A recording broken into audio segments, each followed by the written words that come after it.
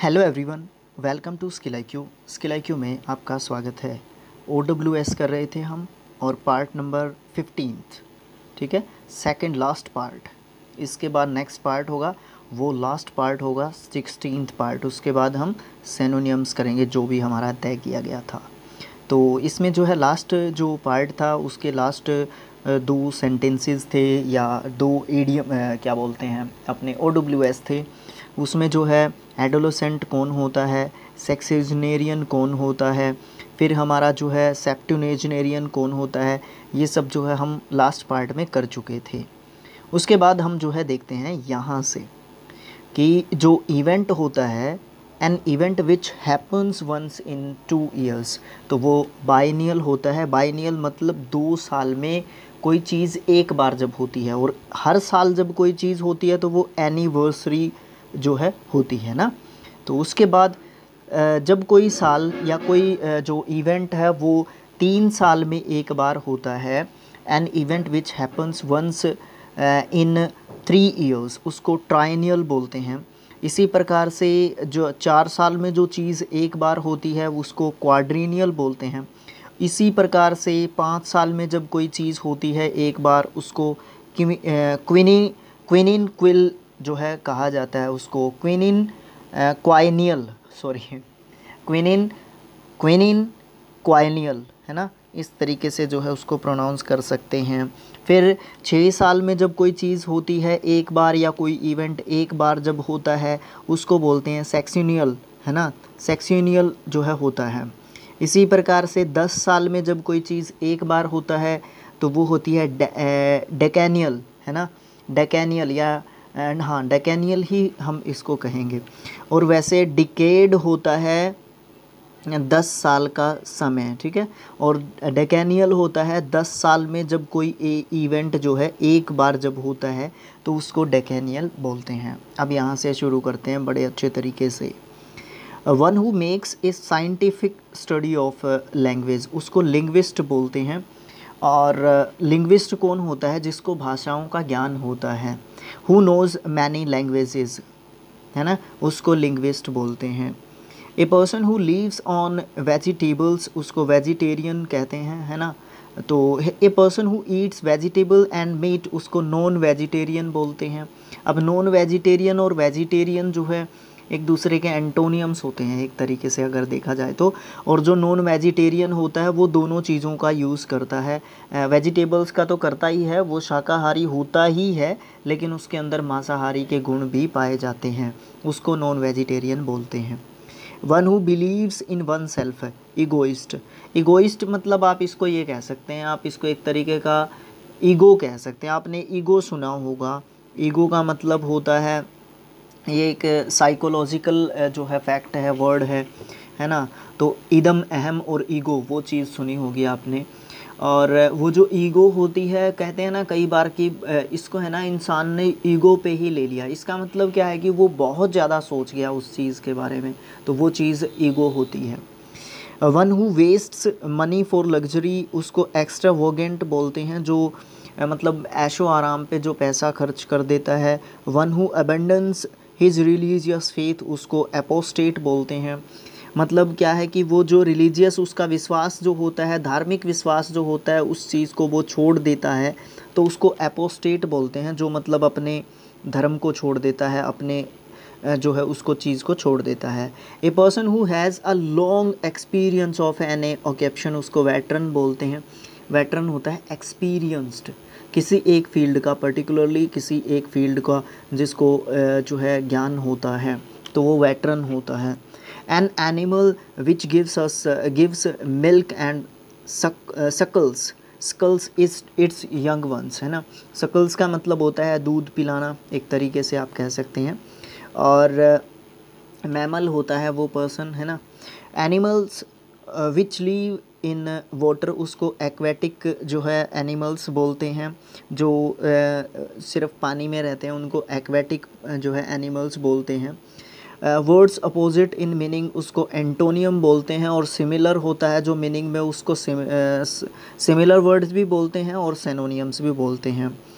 Assembly of listeners, उसको audience बोलते हैं। आज का वीडियो काफ़ी आसान है बैगेज ऑफ ए ट्रैवलर उसको लगेज बोलते हैं, कल भी था ये। A place where fishes and water plants are kept उसको एक्वेरियम बोलते हैं। एक्वेटिक प्लांट्स को एक्वेरियम में रखा जाता है वैसे, ठीक है। एक्वेरियम में मछलियाँ भी रखी जाती हैं जिसमें पानी होता है। A person who plays violin उसको वायलिनिस्ट बोलते हैं जो वायलिन बजाता है। An area of land planted with grapes उसको वाइनयार्ड बोलते हैं जहाँ पे अंगूर लगे हुए होते हैं। ऐसा क्षेत्र, ऐसा एरिया जहाँ पे अंगूर लगाए जाते हैं, अंगूर जहाँ पे लगाए जाते हैं उसको वाइनयार्ड बोलते हैं। ए मैन और women who has note sexual experience उसको वर्जिन बोलते हैं। लड़का लड़की दोनों इसमें शामिल हैं। Something that happens without A cause उसको एक्सीडेंट बोलते हैं जो बिना किसी कारण के अकारण ही कोई चीज़ अगर हो जाती है। A person whose profession is to keep accounts उसको अकाउंटेंट बोलते हैं जो अकाउंट्स को ध्यान रखता है, जिसका प्रोफेशन होता है अकाउंट्स का ध्यान रखना, अकाउंटेंट होता है। Person with whom one is acquainted उसको एक्वांटेंस बोलते हैं, जिस चीज़ से व्यक्ति को पहचान मिलती है उसको एक्वांटेंस बोलते हैं, है ना। एक्वांटेड जो पहचान होती है और एक्वांटेंस जो प्रोसेस होती है, जो व्यक्ति होता है। A set of instruments put together for a purpose उसको एपारेटस बोलते हैं। एपारेटस का मतलब क्या होता है, एक सेट होता है इंस्ट्रूमेंट्स का, जो भी उपकरण होते हैं जो इकट्ठा रखा जाता है किसी विशेष उद्देश्य के लिए, तो उसको एपारेटस बोलते हैं।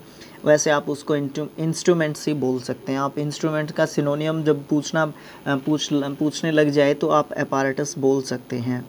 अ लीगल रिटन स्टेटमेंट उसको एफिडेविट बोलते हैं। इसके बारे में काफ़ी सुना होगा बट स्पेलिंग याद रखना बहुत ज़रूरी है इस वर्ड का।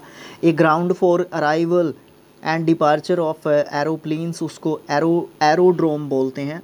एरोड्रोम हवाई अड्डा जहाँ से प्लेन्स उड़ते हैं या निकलते हैं या आते हैं, है ना। तो one who is engaged in husbandry उसको एग्रीकल्चरिस्ट बोलते हैं। खेतीहर किसान भी आप इसको बोल सकते हैं। जो हस्बेंड्री यानी कि जो जो अपने काम काजों में उलझा रहता है, खासकर पशुओं या खेती बाड़ी के, उसको जो है आप क्या बोलेंगे, एग्रीकल्चरिस्ट जो है उसको बोलेंगे। One who drives an aeroplane pilot होता है या फिर एरोनॉट भी उसको कह सकते हैं। पायलट पुराना वर्ड हो गया, आजकल एरोनॉट ज़्यादा यूज़ किया जाता है।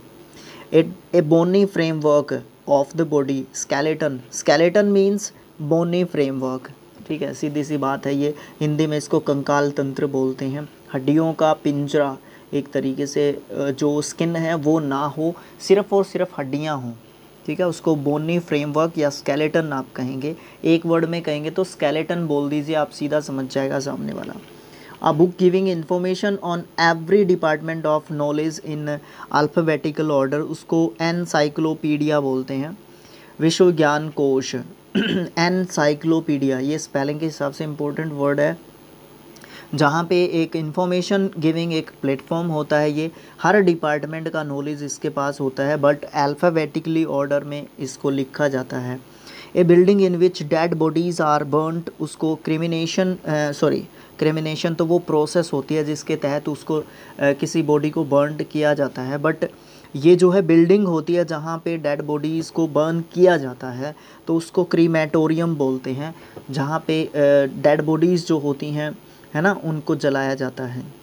That which can be easily set on fire inflammable adjective word होता है, आसानी से जो चीज़ जो पदार्थ जल सकता है ना, इनफ्लेमेबल होता है। A building in which soldiers live उसको बैरक बोलते हैं, बैरक इंग्लिश में भी बैरक ही बोलते हैं इनको।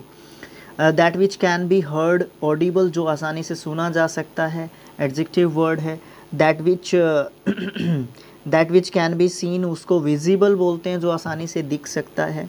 ए पोर्टेबल रेडियो सेट उसको ट्रांजिस्टर बोलते हैं जिसको अपने साथ रख सकते हैं। पोर्टेबल मतलब अपने साथ रख सकते हैं, जैसे लैपटॉप जो होता है ना वो एक पोर्टेबल कंप्यूटर होता है। ए change in shape size appearance quality etcetera transformation होता है, किसी भी तरीके का जब चेंज होता है वो शेप में हो सकता है, वो साइज़ में हो सकता है, दिखने में हो सकता है, अपीयरेंस में हो सकता है जैसे कि, और क्वालिटी में भी चेंज हो सकता है। तो किसी भी प्रकार का जब किसी चीज़ के अंदर चेंज आता है तो that is called transformation. A company of person such as pilgrims, pilgrims होते हैं धार्मिक यात्री कह सकते हैं आप इनको, है ना। Pilgrims merchants making a journey together for safety, उसको कारवां बोलते हैं, कारवां इसको प्रोनाउंस किया जाता है, ये लिखा हुआ है यहाँ पे, काफिला या कारवां इसको बोलते हैं, जिसमें जैसे मान लीजिए किसी भी धार्मिक यात्रा पे लोग निकलते हैं तो उसको आप पिलग्रिम्स कहते हैं, ठीक है। तो मर्चेंट्स हो गए, पिलग्रिम्स हो गए, इस तरीके के जो लोग होते हैं वो क्या करते हैं, एक साथ निकलते हैं, तो उसको आप कारवां बोलते हैं। प्लांट्स एंड प्लान्स है, प्लांट्स नहीं है। Plans and promises which are declared by a candidate before the people in election, manifesto, मतलब इलेक्शन में कोई खड़ा हो रहा है और उसके मुद्दे क्या हैं उस इलेक्शन को लड़ने के, दैट इज़ कॉल्ड मैनिफेस्टो। ये स्पेलिंग के हिसाब से भी इम्पोर्टेंट वर्ड है और पार्ट ऑफ स्पीच के हिसाब से ये नाउन होता है। और क्या बताऊँ मैं आपको इसके बारे में, स्पेलिंग बहुत इंपॉर्टेंट है, manifesto. A disease that is found regularly in a particular place उसको endemic बोलते हैं। A disease that cause death उसको fatal बोलते हैं। और fatalist होता है भाग्य में जो विश्वास रखता है वो होता है। A disease that affects many people at the same place and time उसको epidemic बोलते हैं। और एक ऐसी डिजीज़ जो widely epidemic डिजीज़ होती है वो जो है पेंडेमिक होती है। अब देखिए 3 वर्ड्स हैं, मैं आपको ये सिखाने की कोशिश कर रहा हूँ, जल्दी जल्दी मैं इसको ये इसलिए पढ़ रहा था। एक तो होता है एंडेमिक, एक होता है एपिडेमिक और एक होता है पैंडेमिक। जो हमारा कोरोना वायरस था, कोरोना वायरस जो था वो पैंडेमिक था, ये हर जगह था, ठीक है, हर जगह फैली हुई एक बीमारी थी जिसने एक तरीके से जकड़ लिया था। एक ख़ास स्थान पर एक समय पर होती ही है वो बीमारी। मान लीजिए मौसमी जो सीजनल डिजीज़ होती हैं वो हर जगह होती है वैसे तो, बट कई ऐसी डिजीज़ होती हैं जो पर्टिकुलरली किसी एरिया में ही फैलती हैं, ठीक है, तो वो एंडेमिक होती हैं। और पेंडेमिक होती हैं जो एक समय पर बहुत सारे पूरे विश्व को ही अपने चपेट में ले लेती हैं, जैसे पूरे देश को ही अपने चपेट में ले लेती हैं, तो वो पेंडेमिक होता है।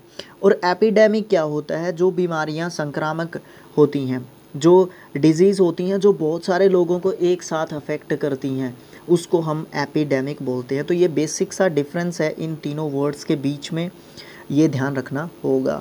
और ये तीनों वर्ड्स जो है कोरोना जब आया था ना तो उस समय पे काफ़ी फेमस हुए थे। एन एनिमल दैट क्रीप्स और क्रॉल्स एंड लेज एग उसको रेप्टाइल बोलते हैं। रेप्टाइल होता है रेंग के चलने वाला जीव जो होता है, क्रिएचर्स जो होते हैं जैसे सांप हो गया, इस तरीके के जो जीव होते हैं वो क्रीप्स होते हैं। करीपर सुना होगा आपने, करीपर सुना होगा पेड़ पौधों में, जो बेल होती हैं ना, बेल होती हैं वो करीपर्स होती हैं, ठीक है। तो इसमें यही होता है, क्राउल या करीप यही चीज़ होती है। और अंडों से वो यंग वंस को जो है अपने ऑफ स्प्रिंग्स को जो है जन्म देते हैं। Colouring matter of green part of plants उसको क्लोरोफिल बोलते हैं, जो ग्रीन पार्ट्स होता है प्लांट्स का, है ना। उसके बाद या जिसके कारण ग्रीन कलर होता है प्लांट्स का वो क्लोरोफिल होता है। 100th एनिवर्सरी उसको सेंचुरी बोलते हैं। Chemical used for surface cleaning उसको डिटर्जेंट बोलते हैं। A person who is authorised to execute a legal deed उसको एग्जीक्यूटर बोलते हैं। एक मतलब लीगल जो ज़रूरत होती है तो वो एक पर्टिकुलर पर्सन ही कर सकता है और वो एग्जीक्यूटर उसको बोलते हैं। या फिर ऐसा person who is appointed to carry out एक फ्रेजल वर्ब होती है, निकालना किसी भी चीज़ को। The provisions of one's will उसको भी एग्जीक्यूटर बोलते हैं। मतलब जो भी मृतक है उसकी इच्छा के अनुसार उसका जो इच्छा पत्र होता है उसका उत्तर साधक होता है। आपने फिल्में देखी होंगी, आपने फिल्मों में बहुत सारी फिल्मों में ये सीन देखने को मिलता है। मतलब उन बच्चों के पिताजी गुजर गए, एक्सपायर हो गए, और उसके बाद उनका पर्सनल जो वकील होता है, घरेलू जो उनका वकील होता है, वो लीगली जो जायदाद है उसका बंटवारा बढ़ के सुनाता है उसके बच्चों को, तो वो एक एग्जीक्यूटर होगा उस समय पर, ठीक है। उसके बाद act of killing one's brother उसको फ्रैट्रीसाइड बोलते हैं। ये सारे साइड है ना, मुझे आपको करवाने पड़ेंगे कहीं से, करूँगा मैं इसकी कोशिश। A person who is genuinely interested in the welfare and emancipation of women. Emancipation का मतलब एग्जैक्ट होता है उत्थान, ठीक है, या स्थिति में सुधार करना, आप ये कह लीजिए सुधार एक तरीके से। और नाउन वर्ड होता है बिकॉज TION एंडिंग वर्ड है। तो वो फेमिनिस्ट होता है जो स्पेशली इमेंसिपेशन या वेलफेयर की तरफ ध्यान देता है या इंटरेस्टेड रहता है। खासकर वो फेमिनिस्ट होता है जो स्त्रियों का उद्धार करने में विश्वास रखता है। तो इसी तरीके से आज का छोटा पार्ट रहेगा, बिकॉज़ थोड़ा सा आसान भी था। और OWS के लिए पार्ट नंबर 16 जो होगा वो लास्ट पार्ट होगा, उसके बाद सिनोनिम्स को हम स्टार्ट करेंगे। तो thanks for watching, thank you so much, और कीप सपोर्टिंग अस। और तो मैं आपको क्या बताऊं बस, ठीक है। तो thanks for watching, thank you so much, thank you.